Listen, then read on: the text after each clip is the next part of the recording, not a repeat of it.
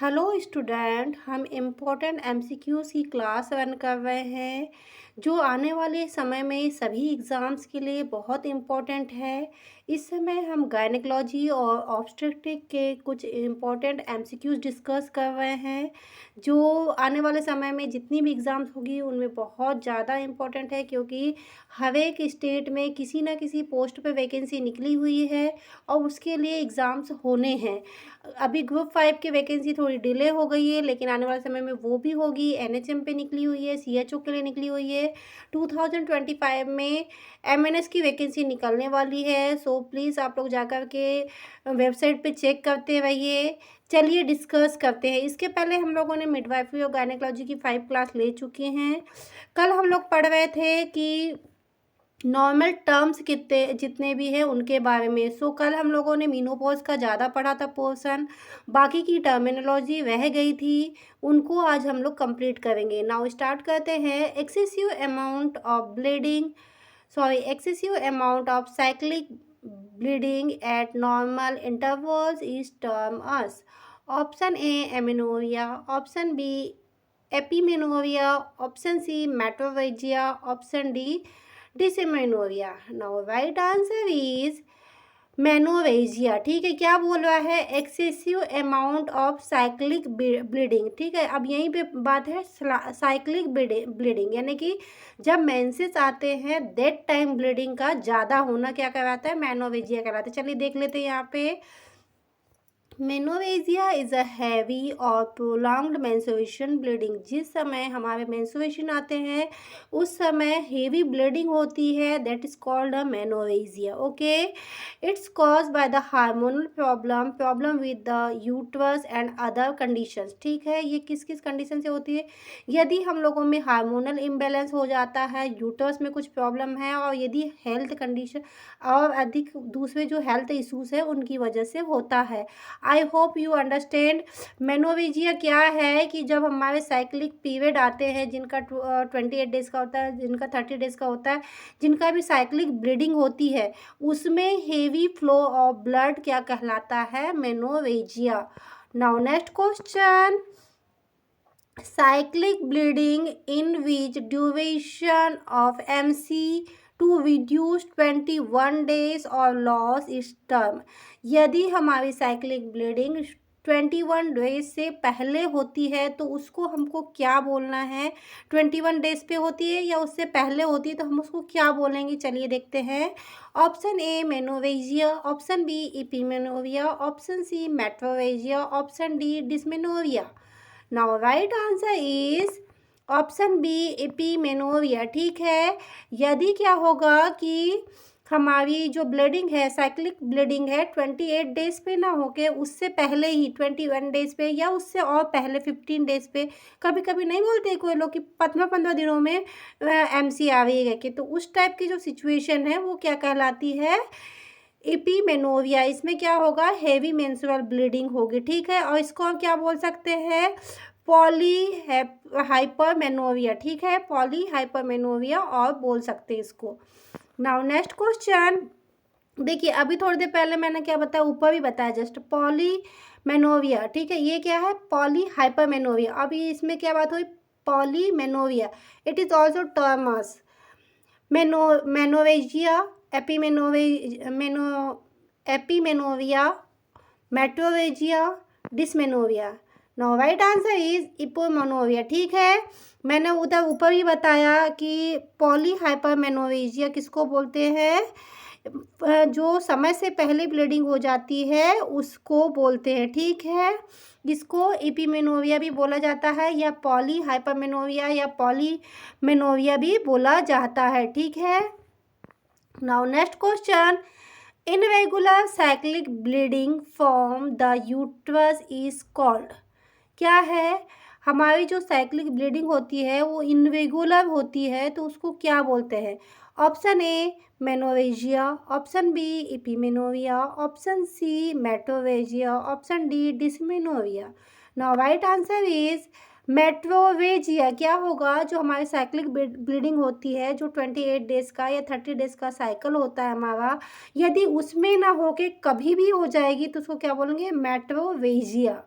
Okay, जैसे हमको menses हो गए, पर मुश्किल से 8 डेज़ या 9 डेज़ जाएंगे, फिर हमको ब्लीडिंग हो जाएगी, फिर बंद हो जाएगा, फिर ब्लीडिंग होगी, तो ये क्या कहलाता है? मेट्रोवेजिया। ओके, क्या होगा इसमें? पीरियड का कोई वो नहीं रहेगा कि स्पेसिफिक टाइम पे आएगा, कभी भी ब्लीडिंग होना चालू हो जाएगी। Next question, when the menstrual bleeding is very less and last for then 2 days term us, क्या होगा यदि मेंस्ट्रुअल साइक्लिंग जो ब्लीडिंग होती है वो बहुत कम होगी, 2 दिन भी नहीं होगी, तो उसको क्या बोलेंगे?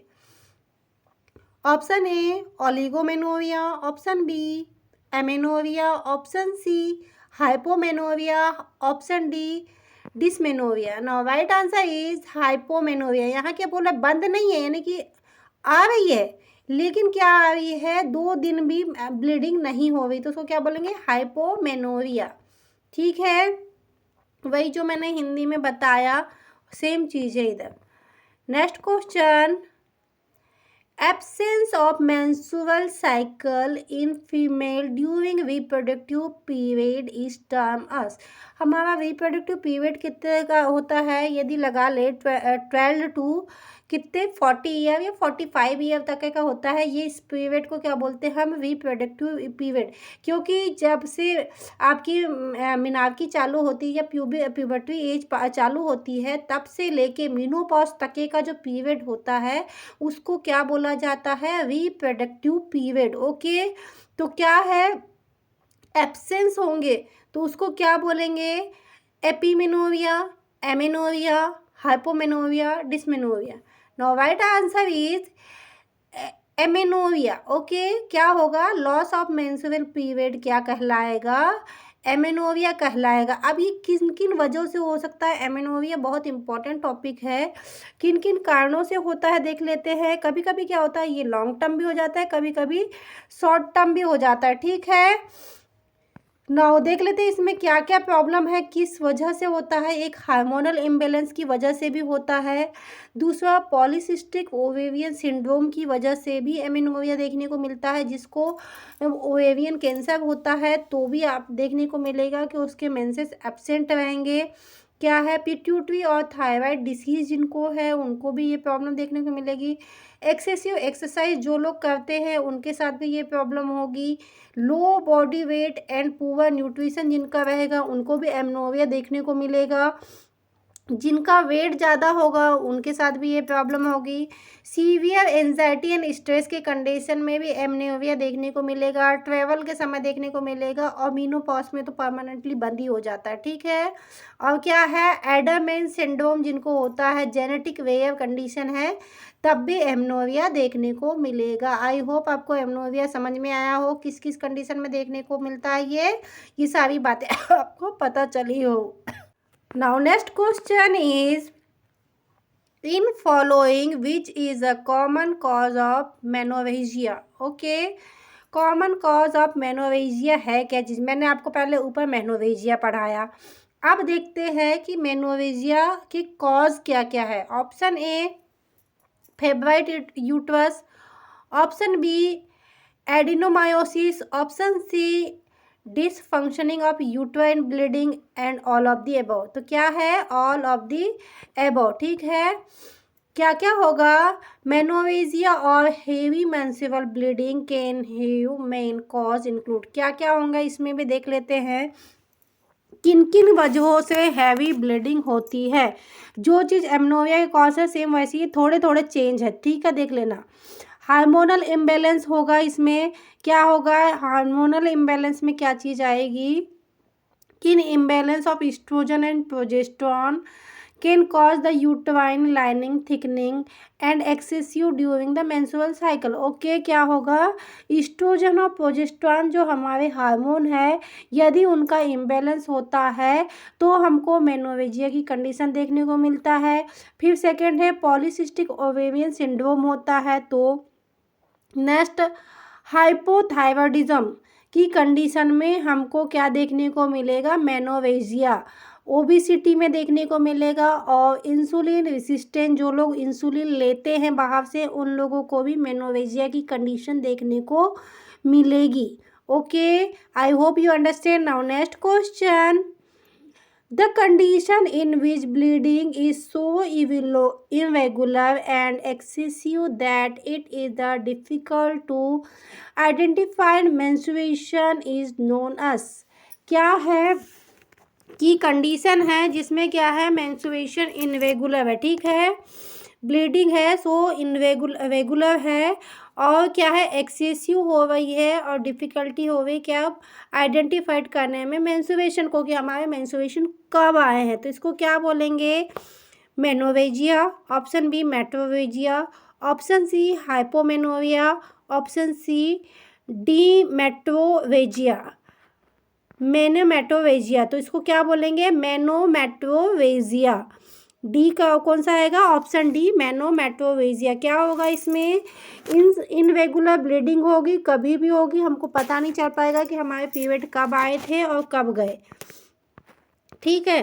तो ये किन किन कारणों से होती है, और ये बहुत लंबी होती है, हैवी ब्लीडिंग होती है, और बहुत यानी कि ये कॉम्बिनेशन किसका है, मेट्रोरेजिया का कॉम्बिनेशन रूप है, हेवी और प्रोलॉन्ग्ड ब्लीडिंग देखने को मिलती है। अब इसके कॉजेज़ क्या है, फाइब्रॉइड्स हो सकते हैं, प्रोलेप्स हो सकता है, हार्मोन चेंज हो सकते हैं, ठीक है, और रेयर केस जब जिनको कैंसर होता है ना, उनमें ये मेनोमेट्रोरेजिया देखने को मिल सकता है।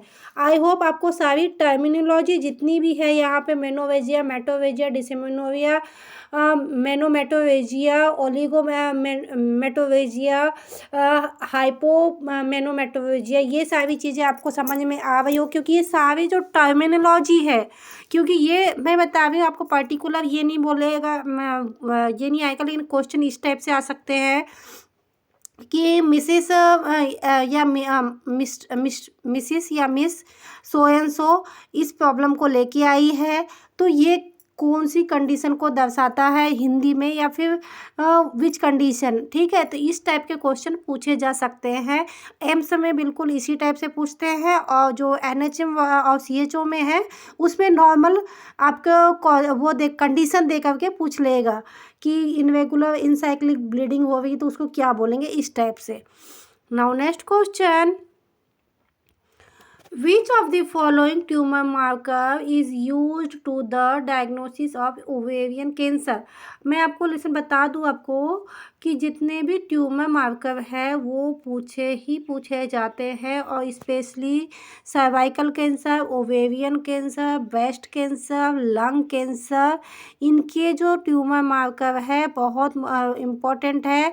और जब हम लोग एमएसएन पढ़ेंगे तो एक चैप्टर उसी का पढ़ेंगे, इसमें जो रिबन्स यूज़ होती है, हर एक जो कैंसर के लिए अलग अलग रिबन यूज़ होती है, वो भी बहुत इम्पॉर्टेंट है। चलिए अभी तो इसका देख लेते हैं, ओवेरियन कैंसर का। Option A CA-125, option B LDH, option C SCC, option D TAG-72। Now right answer is CA-125। क्या है, CA-125 क्या है, ओवेरियन कैंसर का ट्यूमर मार्कर है, ठीक है। जर्म सेल कैंसर के लिए क्या आता है, जो कहना चाहिए AFP, HCG, LDH, ये सारे ट्यूमर मार्कर यदि कहीं आते हैं तो वो काहे के लिए आएंगे, जर्म सेल के लिए, ठीक है। फिर नेक्स्ट है कोलोरेक्टल कैंसर के लिए ट्यूमर मार्कर कौन सा यूज़ होगा, कोलोरेक्टल कैंसर के लिए कौन सा होगा, CEA या MSI क्या है, ट्यूमर मार्कर। नाउ नेक्स्ट क्या है, प्रोस्टेट कैंसर के लिए कौन सा यूज़ होगा, PSA। नाउ नेक्स्ट क्या है, ओवेरियन कैंसर, ये तो ऑप्शन में ही दिया हुआ है, CA-125। पैनक्रियाटिक कैंसर के लिए CA-99। ब्रेस्ट कैंसर के लिए CA-27.29। नेक्स्ट कौन से है देखिए, और थोड़े बहुत देख लेते हैं। मेंडुलर थायराइड कैंसर के लिए क्या है, कॉल्सिटोनिन। सैक्रोकोमस साइटोजेनिक अल्ट्रेशन के लिए क्या है, थायराइड कैंसर और थायरोग्लोबिन, ठीक है। ये क्या थे, कुछ इम्पोर्टेंट ट्यूमर मार्कर्स थे जो हम लोगों ने पढ़े। बाकी इसमें और अदर मार्कर दिए हैं, वो हम लोगों के उतना ज़्यादा नहीं पूछा जाता, लेकिन अधिकांश कौन से ये वाले पूछे जाते हैं, इनमें से जो ब्रेस्ट कैंसर है, इसमें सर्वाइकल कैंसर का नहीं दिया, सर्वाइकल कैंसर है, और कौन सा है, ओवेरियन कैंसर है। ये बहुत ज़्यादा इम्पोर्टेंट है, ठीक है। Now next question, what is the full form of DUB? Option A direct uterine bleeding, option B direct uterine bleeding vessels, option C dysfunctioning uterine bleeding, option D dysfunctional uterine bleeding vessels. Now right answer is option C, dysfunctional uterine bleeding. Next question, state of abnormal uterine bleeding in which there is no clinical detectable pelvic pathology is present is known as. क्या है कि bleeding हो रही है, abnormal हो रही है, तो पैथोलॉजी हमको क्या वो पता भी नहीं चल रहा है। पैथोलॉजी क्या, इसमें क्या होगा कि हम क्लिनिकल पैथोलॉजी में हम उसको क्या बोलेंगे, ठीक है। क्या है कि एबनॉर्मल यूट्राइन ब्लीडिंग हो रही है, उसको हम क्या डिस्क्राइब करेंगे। Option A menorrhagia, option B polymenorrhoea, option C dysfunction uterine bleeding, option D dysmenorrhoea. Now right answer is dysfunction uterine bleeding. Next question, state of abnormal uterine bleeding in which there is no clinical declarable pelvic pathological is present is known as। हम लोगों का ये question repeat हो गया है, मैंने पहले भी बोल दिया था। क्या है, dysfunctional uterine bleeding. Now next question, in following which hormonal therapy is used for the management of DUB, dysfunctional uterine bleeding? Okay, क्या देंगे, कंट्रासेप्टिव पिल्स देंगे, नॉर्थेरोन एसिट्रेट देंगे, 17 अल्फा इथाइल टेस्टोस्टेरोन देंगे, या ऑल ऑफ दिस। तो राइट आंसर होगा all of this. Next question, following are the indications of endometrial resection in female with DUB except। Option A female who is over 35, option B female who has complete her family, option C female who does not have significant endometrial pathology such as cancer, option D female who is newly married। तो क्या होगा, female who is newly married। Now next question, treatment of premenstrual syndrome include. तो क्या क्या होगा, option A use of bromocriptine except, option B use of anti depressant, option C pyridoxine, option D all of the above. Now right answer is all of the above. क्या होता है premenstrual syndrome, क्या होता है कि इसे कैसे ठीक होगा, कि कॉम्बिनेशन ऑफ ट्रीटमेंट के थ्रू होगा। जैसे लाइफस्टाइल चेंजेस होंगे, क्या होगा, लाइफस्टाइल में थोड़ा सा ठीक करना पड़ेगा, ओवर द काउंटर मेडिकेशन देना पड़ेगा, जैसे सिम्टम है उस टाइप की मेडिसिन देने से ठीक हो जाएगा। लाइफस्टाइल चेंजेस में क्या करना है, एक्सरसाइज करना है, रेगुलर फिजिकल एक्टिविटी करना है, ठीक है, इम्प्रूव मूड, सर्कुलेशन ठीक होना चाहिए, स्ट्रेस रिड्यूस होना चाहिए, ठीक है, try to 30 minutes moderate exercise most complete day. ठीक है, जिन लोगों को भी प्रीमेंस्ट्रुअल सिंड्रोम होते हैं उनको क्या करना है, एक्सरसाइज करनी है, डाइट लेनी है, प्रॉपर बैलेंस डाइट लेनी चाहिए, अधिकांश प्रोटीन, फ्रूट, वेजिटेबल्स, ये सारी चीज़ें लेनी चाहिए। नेक्स्ट है स्लीप का हमारी मेंस्ट्रुएशन में बहुत ज़्यादा इफेक्ट पड़ता है, तो स्लीप प्रॉपरली होनी चाहिए, रेगुलर होनी चाहिए, स्ट्रेस नहीं होना चाहिए, ठीक है। और medication, over the counter medication क्या ले सकते हैं, कि जो भी सिम्टमेटिक मेडिकेशन जैसे हेडेक है, बैकएक है, ठीक है, तो इनके लिए हम आइबुप्रोफेन या एस्पिरिन ले सकते हैं, या नेप्रोक्सोन जो होती है, इन सब की हेल्प किस लिए लेते हैं, हेडेक, बैकएक एंड ब्रेस्ट टेंडरनेस के लिए, ठीक है। अदर ट्रीटमेंट क्या होते हैं, डायूरेटिक ले सकते हैं। किसके लिए ले सकते हैं, वेट गेन हो रहा है, ब्रेस्ट पेन हो रहा है, एब्डोमिनल पेन हो रहा है, तो हम डायूरेटिक ले सकते हैं, ठीक है।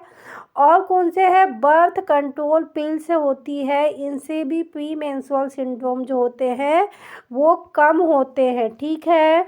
और एंटी डिप्रेशन ड्रग लेते हैं, क्योंकि कई लोग होते हैं डिप्रेशन या टेंशन में भी होते हैं, या ये भी बहुत हेल्पफुल होती है किसमें, प्री मेंस्ट्रुअल सिंड्रोम को कम करने के लिए। Now next question, causative organism responsible for milius disease, ठीक है, moniliasis disease. Moniliasis it is the most common infection in the female, okay. इसका कॉजेटिव ऑर्गेनिज्म कौन है देख लेते हैं। Option A candida albicans, option B tinea cruris, option C strepto aureus, option D gonococci. Now right answer is candida albicans, ठीक है। Monoliasis is the English term for the yeast infection, also known as the candidiasis. It is the fungal infection caused by the yeast species Candida, most commonly Candida albicans. Okay, क्या है कि जो मोनोलियासिस जो है वो Candida albicans से होता है, ठीक है। इसमें कहाँ कहाँ इफ़ेक्ट करता है ये देख लेते हैं। स्किन पे करता है, म्यूकस मेम्ब्रेन में करता है, ओरल कैविटी में करता है, ठीक है। स्किन में क्या होगा, रेसेस देखने को मिलेगा, ईचिंग होगी, स्वेलिंग होगी और स्केलिंग होगी। ओरल कैविटी में क्या होगा, थ्रस्ट, ओरल थ्रस्ट होगा देखने को मिलेगा, ठीक है। नेक्स्ट क्या होगा, ईसोफेगस में देखने को मिलेगा ये सब चीज़ें। अब क्या होगा, अब क्या क्या मोस्ट ऑफ दी क्या है, हमारे इसको इफेक्ट करता है, काहे को, स्किन को ज़्यादा इफेक्ट करता है। Now next question, in following which which is the most common cause of vaginitis in the child being period, okay. Most common vaginitis के कारण क्या क्या है देख लेते हैं। Trichomoniasis, option B moniliasis, option C atopic vaginitis, option D streptococci. Now right answer is trichomoniasis, ठीक है। Trichomoniasis is the most common disease again, ठीक है। इसको ट्रिक के नाम से भी जाना जाता है। ये मोस्ट ऑफ द STD है, सेक्सुअल ट्रांसमिटेड डिसीज है, ठीक है। Cause by the parasite trichomonas से होता है, ठीक है। इसमें क्या देखने को मिलेगी हमको, वही सेम चीज़, कहाँ पे, वेजाइनल एरिया में ईचिंग्स देखने को मिलेगी, इरिटेशन देखने को मिलेगा इनसाइड ऑफ पेनिस, ठीक है। बर्निंग देखने को मिलेगी। नेक्स्ट क्या है, डिस्चार्ज फ्रॉम द पेनिस होगा, ईचिंग होगा, बर्निंग होगा, रेडनेस होगा, ठीक है। सोरनेस होगा, जेनेटाइटिस होगा, डिसइंफेक्शन होगा, फुल स्मेल वेजाइनल डिस्चार्ज होगा, ठीक है। जो वेजाइनल डिस्चार्ज होंगे उसमें क्या होगा, फाउल स्मेल होगी, पेन इन यूरिनेशन होगा, ठीक है। जब भी यूरिन पास करते हैं तब पेन होगा, ठीक है। इसकी जो हम ट्रीटमेंट है वो देख लेते हैं। हम क्या देते हैं, एंटीबायोटिक देते हैं, मेट्रोनिडाजोल देते हैं, ट्रिनिडाजोल देते हैं, सेकिनोडोलोजोल देते हैं। ये क्या है, अब क्या चीज़ है, ये सारी क्या है, एंटीबायोटिक्स है जो हम ट्राइकोमोनियासिस का इन्फेक्शन के दौरान देते हैं। All sexual partner should be treated at the same time, okay. ऐसा नहीं है कि एक को हुआ है तो हम दूसरे को ट्रीटमेंट नहीं देंगे, दूसरे को भी ट्रीटमेंट देंगे, because it is a sexual transmitted disease और एक से दूसरे को जाने के चांसेस होते हैं, ठीक है। Trichomoniasis can be risk to getting spreading other SID, ठीक है। Pregnant women trichomoniasis are more likely given to birth to earlier, okay, their babies are more likely have to low birth weight baby, क्या होगा, pregnant ladies होगी उसमें क्या होगा, trichomoniasis का जो इन्फेक्शन होगा उससे क्या होगा, अर्ली बर्थ हो जाएगा और जो उसका बेबी होगा क्या होगा, LBW होगा। ठीक है। Now next question is vaginal trichomoniasis is more harmful when. Okay, कब हार्मफुल होगा ट्राइकोमोनासिस का जो इन्फेक्शन है वेजाइना में, कब हार्मफुल होगा? Option A pH of vaginal range between 1 to 2, option B pH of vaginal range between 3 to 4, option C pH of vaginal range between 6 to 7, option D not effect the change of pH। ठीक है, तो इसमें answer क्या होगा कि जब vagina का pH 6 से 7 होगा तब क्या होगा, ट्राइकोमोनासिस जो है वो मोर इफेक्टेड होगा। अब देख लेते हैं हमारा pH जो है वो हमारे वेजाइना को कैसे इफेक्ट करता है। चलिए देखते हैं। The pH is vagina is measure to how acidic और एल्कलाइन। ओके, pH कैसे मेजर करते हैं कि यदि वेजाइना का pH एसिडिक है और एल्कलाइन है, उस हिसाब से हम इन्फेक्शन का पता लगा सकते हैं। नाउ pH स्केल में क्या होता है, 0 to 14 तक होती है, आपको सबको पता है। और क्या होगा कि जो हेल्दी वेजाइना है उसका pH कितना होता है, ये आंसर पूछता है कि वेजाइना का pH कितना होता है, तो 4.5 क्या होगा, वेजाइना का pH होगा, मॉडरेट एसिडिक होगी। ठीक है, थोड़ी सी एसिडिक होगी, पूरी नहीं, पूरी एसिडिक होने से तो प्रॉब्लम हो जाएगी।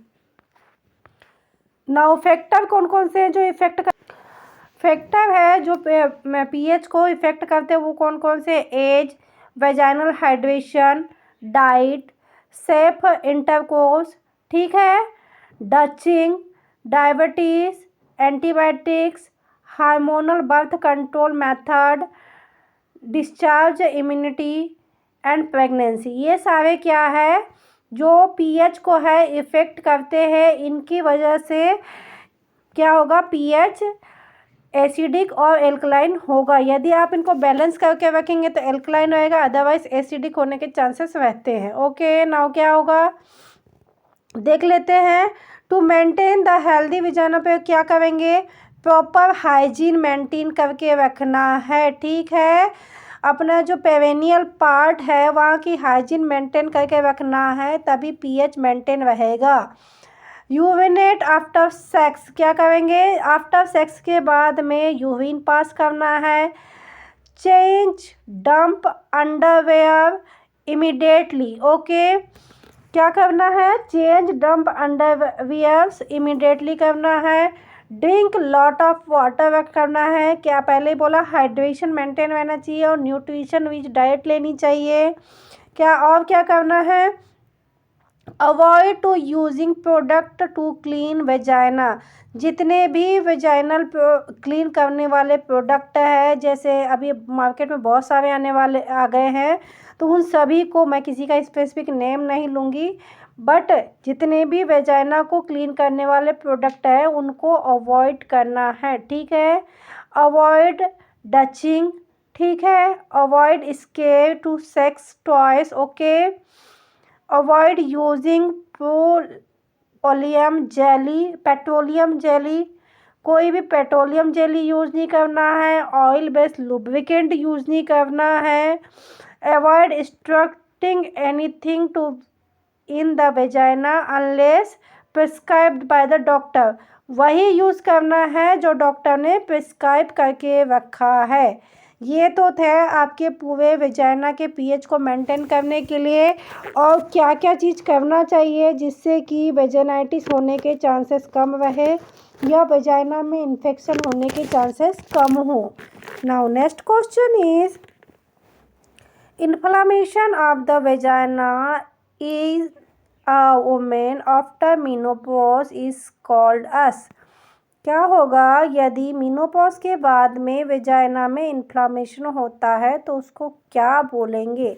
Option A toxic shock syndrome, option B senile vaginitis, option C chlamydial vaginitis, option D chronic vaginitis. Now right answer is senile vaginitis. अब देख लेते हैं सेनाइल वेजाइनाइटिस है क्या चीज़। The medical term of senile vaginitis is atopic vaginitis, which is the condition that can occur the vaginal wall thin, dry out and become inflamed। क्या होगा, सबने सुना है कि मैं मीनोपॉज, अभी मैंने जब पिछली क्लास ली थी मैंने तभी बताया कि जब मीनोपॉज होता है तो वेजाइना ड्राई हो जाती है, थिन हो जाती है, ठीक है, और आउट होने लगती है। तो इन सब में क्या होगा कि वेजाइनल एटोपी होने लगेगी, ठीक है। तो उस कारण से क्या होगा, सेनाइल वेजाइनाइटिस होगा और इन्फ्लामेशन होने लगेगा। ये क्या होगा, सिम्टम क्या होगा, सिम्टम्स इसमें क्या क्या देखने को मिलेंगे। देखिए जेनाइटल में क्या होगा, ड्राइनेस होगा, बर्निंग होगा, ईचिंग प्रोसेस होगी, सॉरी ईचिंग होगा, प्रेशियस होगा, ल्यूकोरिया होगा, वल्वर होगा, पेविटस होगा, येलो मॉडरेट होगा, येलो मॉडरेट डिस्चार्ज होगा, ठीक है। ये कहाँ पे होगा, जेनाइटल एरिया में। अब यूरिनरी एरिया देख लेते हैं। यूरेथ्रल डिस्कम्फर्ट होगा, फ्रिक्वेंसी होगी, हेमिचोरिया होगा, urinary track infection, diuresis, stress का इनकंटिनेंस होगा, ठीक है। क्या क्या देखने को मिलेगा, फ्रिक्वेंसी देखने को मिलेगी, हिमिचोरिया देखने को मिलेगा, यूट्राइन ट्रैक इन्फेक्शन देखने को मिलेगा, डिसयूरिया, स्ट्रेस डिस्को देखने को मिलेगा। ये सारी चीज़ें देखने को मिलेगी, ठीक है। चलिए next question, presence of yellowish or blood mixed vaginal discharge after menopause and vulvar peritonitis are the manifested। क्या है, अभी थोड़ी देर पहले जो चीज़ मैंने ऊपर बताई, देखो मैंने इसीलिए सेनाइल वेजाइनाइटिस को पूरा एक्सप्लेन किया क्योंकि उसमें सिम्टम दिए हुए थे। कौन कौन से सिम्टम थे, येलोइस मॉडरेट डिस्चार्ज बोला था वहाँ पे, तो वो भी ऐसे ही होगा, ब्लड मिक्स वेजाइनल डिस्चार्ज हो रहा था, वल्वल पेरिटोनाइटिस हो रहा था, ठीक है, मीनोपॉज के बाद हो रहा था। तो वो क्या होगा, चलिए ऑप्शन देख लेते हैं।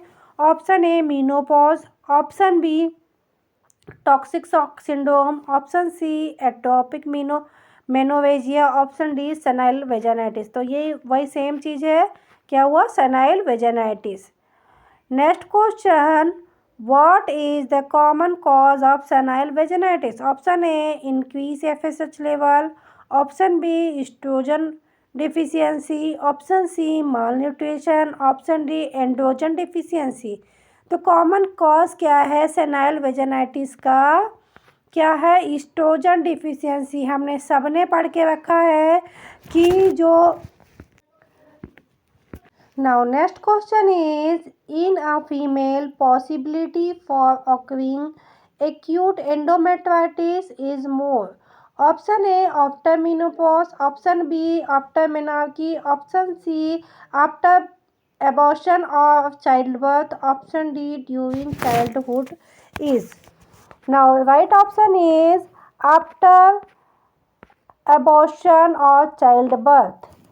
Now next question, pelvic inflammatory disease is more common following female। ठीक है, कौन सी पेल्विक इन्फ्लेमेटरी डिसीज होती है, किस वुमेन में सबसे ज़्यादा होने के चांसेस रहते हैं।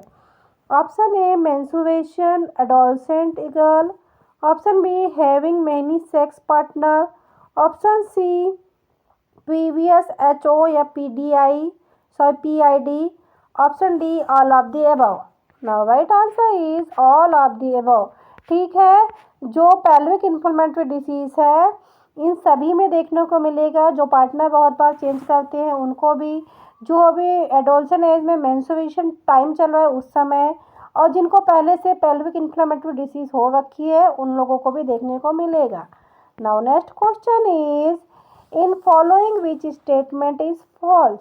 Option A PID is common in female who are menstruation, ये राइट स्टेटमेंट है। Option B PID more common when who are using intrauterine device, option C PID more common in women are taking oral contraceptive, option D PID is less common in women having only single sexual partner.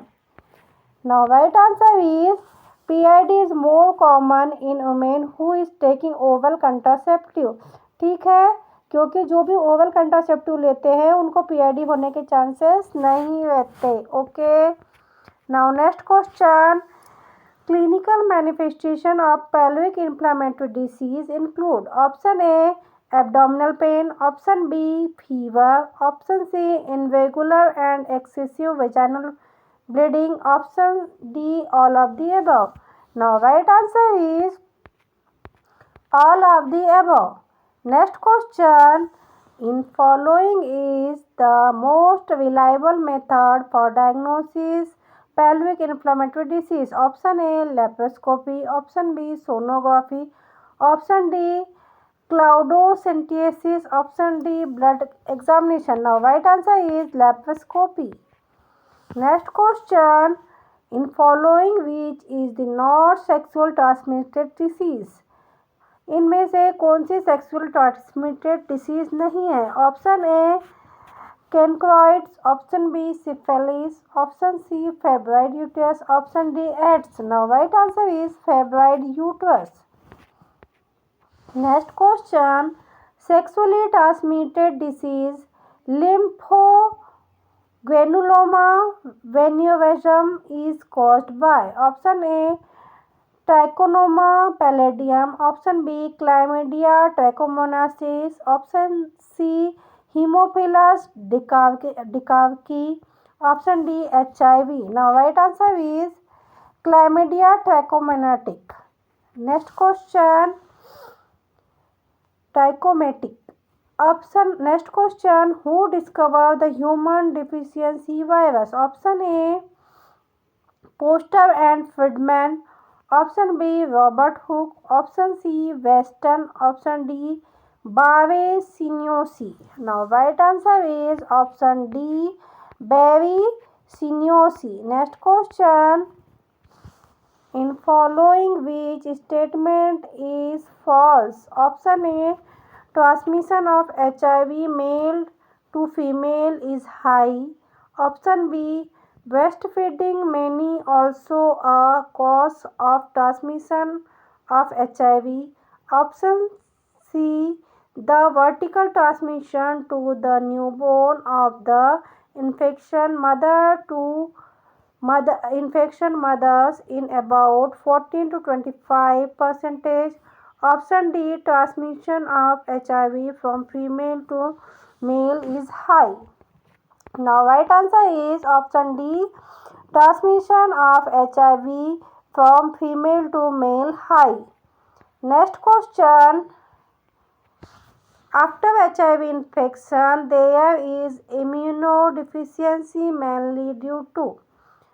Option A जो HIV infection होता है उसमें immunodeficiency mainly किस कारण से होती है? Option A decrease number of CD4 T lymphocyte, option B increase number of CD4 T lymphocyte, option C decrease number of IBC, option D decrease number of WBC.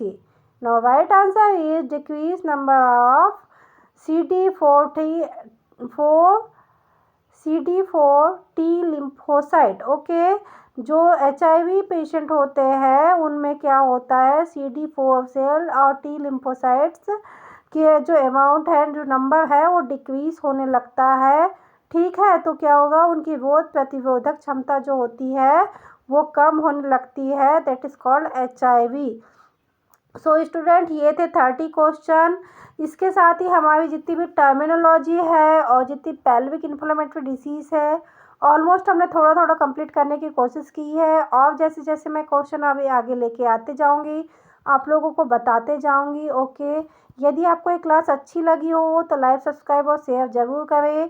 और मैं आपको बता दूं 2025 में MNS की वैकेंसी निकलने वाली है तो प्लीज़ चेक करते रहिएगा. जो MP की ग्रुप 5 की वैकेंसी है वो थोड़ी डिलेड मोड में चली गई है, वो उसकी अभी कंफर्मेशन आया नहीं है. और बाकी अदर स्टेट में भी अभी और वैकेंसी निकलने वाली है और कुछ निकल चुकी है. सो प्लीज़ बी प्रिपेयर ताकि आने वाली सभी एग्ज़ाम्स में आप लोग अच्छे स्कोर कर सके नंबर. Thank you. यदि आपको ये क्लास अच्छी लगी हो तो लाइक, सब्सक्राइब और शेयर ज़रूर करें। Thank you for watching.